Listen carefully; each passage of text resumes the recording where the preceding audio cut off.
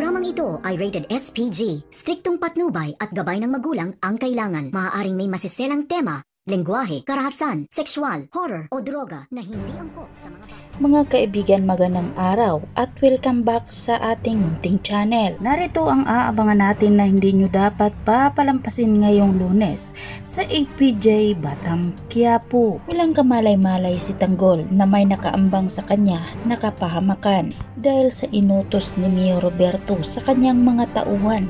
Naabangan si Tanggol sa pagdaan habang nasa sasakyan si Tanggol kasama ang kanyang ina na si Marites at si Don Julio. Binaril ang kanilang sasakyan, natamaan ang mga bintana at nabasag ang mga salamin. Inutusan ni Tanggol ang kanyang ina at ang kanyang lolo Julio na dumapa. Walang takot na gumanti si Tanggol hanggang sa lumabas na siya sa sasakyan. Isa-isa niyang pinagbabaril ang mga tauhan ni Roberto at unti-unti na rin itong natutumba. Kahit gaano pa karami ang mga tauhan ni Roberto, wala itong binatbat sa galing ni Tanggol sa bakbakan hanggang sa nakahanap ng tiempo at nakaalis na rin sila Tanggol at hindi na nakasunod ang mga kalaban sa kanila. Ngunit hindi pa pala tapos ang laban dahil sa unahan ay inabangan naman ito ni Miguelito kasama ang kanyang mga tauhan. Sinalubong na naman sila ng bala at pinaulanan.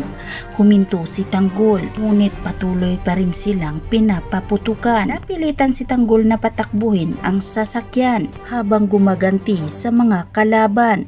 Unti-unti rin niya itong natatamaan. Kahit mag-isa lang si Tanggol, wala pa ring takot na lumaban. Pero may malaking tumama sa ilalim ng sasakyan ni Tanggol kaya napasadsad ito habang tumatakbo hanggang sa bumaliktad ito at sumabog.